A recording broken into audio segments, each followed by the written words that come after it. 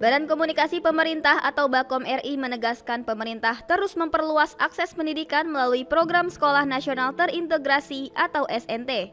Program yang diselenggarakan Kementerian Pendidikan Dasar dan Menengah ini ditargetkan memperkuat ekosistem pendidikan sekaligus mengurangi kesenjangan kualitas pendidikan antar daerah.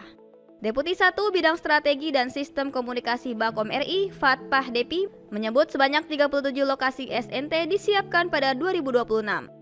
Dari jumlah tersebut, 17 sekolah telah mulai beroperasi pada tahun ajaran 2026-2027. Sementara 20 lokasi lainnya masih dalam tahap pembangunan. Sebanyak 17 SNT yang telah beroperasi kini menampung 1.360 siswa. Pemerintah menargetkan pembangunan 500 satuan pendidikan SNT secara bertahap di seluruh Indonesia hingga 2029.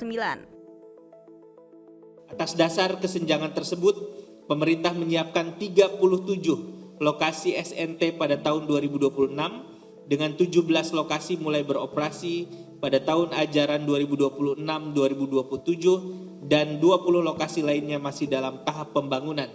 Implementasi SNT untuk periode 2026-2029 dilaksanakan secara bertahap dengan target akhir menghadirkan 500 satuan pendidikan di seluruh Indonesia. Lebih lanjut, Fat menyebut SNT akan dilengkapi berbagai fasilitas penunjang pembelajaran. Di antaranya perpustakaan dengan akses e-jurnal global, ruang diskusi, laboratorium, hingga kendaraan antar jemput. Fasilitas tersebut diharapkan mendukung proses belajar sekaligus menciptakan lingkungan pendidikan yang lebih setara bagi siswa di berbagai daerah.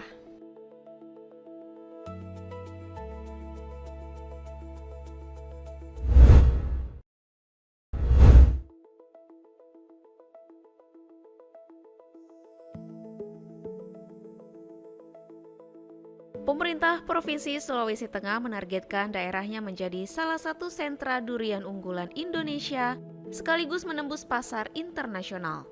Salah satu produk yang diandalkan adalah durian Volcano.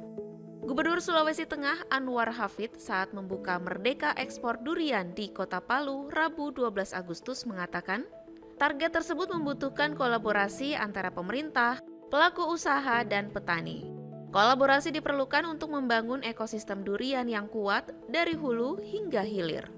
Untuk memperluas pasar, Pemprov Sulawesi Tengah membidik Cina sebagai salah satu pasar utama. Peluang ini didukung pembukaan rute penerbangan langsung Palu-Guangzhou yang diharapkan memperlancar akses perdagangan dan distribusi komoditas durian. Gubernur Anwar Hafid menegaskan, pemerintah provinsi akan berperan sebagai regulator dengan menyiapkan regulasi serta pelayanan yang memudahkan investasi dan mendorong pengembangan industri durian di daerah. Peluang pasarnya sangat besar, cuma memang ada hal yang harus kita perbaiki bersama. Satu misalnya standar tadi itu ya. Karena mereka punya standar yang harus kita penuhi kalau kita ingin mau. Karena kita bersaing dengan negara Thailand, kita bersaing dengan daerah-daerah juga dalam Indonesia itu sendiri. Nah, itu yang kita jajaki kemarin sehingga baik mulai dari proses penanaman sampai hasil itu harus kita dampingi masyarakat kita supaya untuk bisa mencapai kualitas yang diharapkan oleh negara tujuan. Sementara itu, Kementerian Pertanian melalui Direktorat Jenderal Hortikultura berkomitmen mendukung pengembangan kawasan durian di Sulawesi Tengah. Langkah ini dilakukan untuk memperkuat sentra produksi sekaligus menjaga keberlanjutan pasokan untuk kebutuhan ekspor. Direktur Buah dan Florikultura Direktorat Jenderal Hortikultura Kementan, Fauziah menjelaskan, bantuan bibit tahap pertama akan dialokasikan untuk pengembangan lahan seluas 140 hektar. Lahan tersebut tersebar di sejumlah wilayah yang menjadi sentra durian di Sulawesi Tengah. Yang sudah kami distribusikan di Sulawesi Tengah tahap 1 ini ada sekitar 140 hektar. Ini setara dengan bibit sebesar 14.000 batang. Kemudian ada pupuk organik juga sudah 210 kilo yang sudah kita sampaikan di sini. Jadi 140 hektar itu sudah terdistribusi di 6 kabupaten di Sulawesi Tengah. Tojo Una-Una, kemudian Parigi Motong, Pasi, Poso, kemudian Donggala, Toli-Toli, Sisi ya.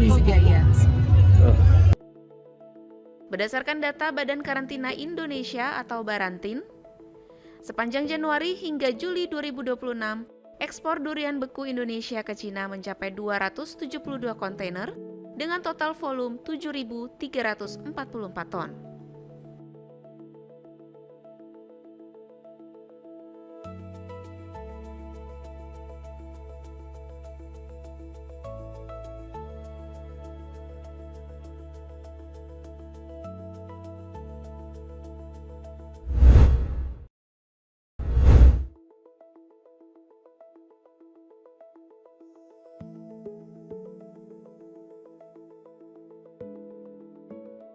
Badan Riset dan Inovasi Nasional atau BRIN mengembangkan Smart Greenhouse bekerja sama dengan Korea Institute of Science and Technology atau KIS Korea Selatan. Fasilitas ini kini resmi beroperasi di kawasan Sains dan Teknologi atau KST Soekarno, Cibinong, Jawa Barat. Smart Greenhouse ini dilengkapi sistem otomatis yang mampu mengatur suhu, kelembapan, serta nutrisi tanaman secara terukur dan efisien. Teknologi tersebut juga dirancang untuk meminimalkan limbah nutrisi. Pada periode pertama, BRIN menanam 450 tanaman melon Golden Langkawi. Dari jumlah tersebut, produksi diperkirakan mencapai 430 hingga 440 buah. Tanaman melon kini telah berusia 60 hari setelah tanam. Tingkat kemanisannya saat ini mencapai 12 hingga 13. Angka ini ditargetkan meningkat hingga 15 saat panen.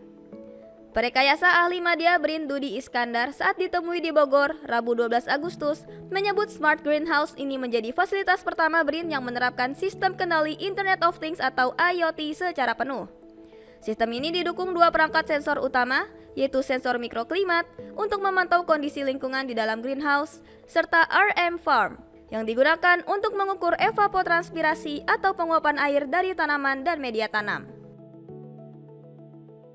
Kami mengembangkan desain prototipe smart greenhouse yang menggunakan automatic system IoT untuk mengatur suhu, kelembaban, kemudian pengaturan nutrisi yang terukur sehingga tidak ada waste atau limbah dari nutrisi tersebut.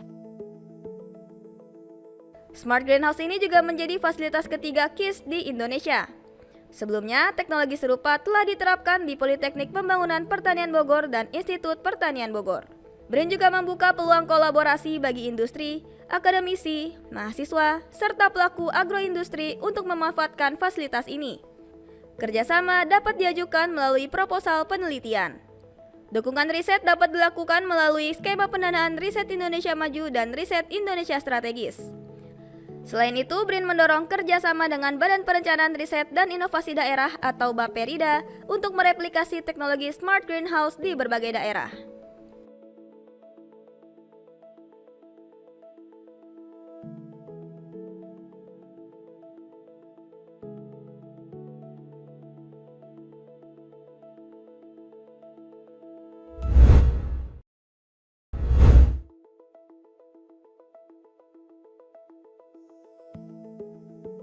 Menteri Sekretaris Negara atau Mensesnek Prasetyo Hadi menyebut kehadiran siswa sekolah rakyat sebagai salah satu anggota pasukan pengibar bendera pusaka atau Paskibraka menjadi kejutan bagi panitia peringatan HUT ke-81 kemerdekaan RI di Istana Merdeka, Jakarta. Dalam keterangannya usai meninjau langsung gladi kotor persiapan upacara HUT kemerdekaan RI di Istana Merdeka, Rabu 12 Agustus, Prasetyo Hadi mengaku bangga dan terharu atas terpilihnya siswi sekolah rakyat dalam Paskibraka Nasional 2026. Menurutnya, Presiden Prabowo Subianto juga belum mengetahui hal tersebut. Itulah membuktikan bahwa siapapun kita ini sebagai sesama anak bangsa, manakala diberi kesempatan atau ada kesempatan, ada peluang atau ada sesuatu yang memungkinkan untuk ikut berpartisipasi, sudah tidak lagi kemudian membeda-bedakan kita ini berasal dari mungkin keluarga yang lebih mampu atau tidak mampu. Semua berbasis kompetensi, semua berbasis kerja keras. Prasetyo menilai terpilihnya siswi sekolah rakyat menunjukkan proses seleksi Paskibraka dilakukan sesuai ketentuan yang berlaku. Seleksi juga mengedepankan kompetensi, serta memberikan kesempatan yang setara bagi seluruh anak bangsa untuk berprestasi. Adapun siswi tersebut adalah Ismi Ulfaida, siswi Sekolah Rakyat Terintegrasi 22 Polewali Mandar, Sulawesi Barat. Ismi terpilih mewakili Sulawesi Barat dan menjadi salah satu anggota Paskibraka Nasional 2026. Terpilihnya Ismi menjadi bagian dari Paskibraka Nasional menjadi momen penting, sekaligus menunjukkan bahwa kesempatan untuk mengabdi dan mengukir prestasi di tingkat nasional terbuka bagi seluruh generasi muda Indonesia.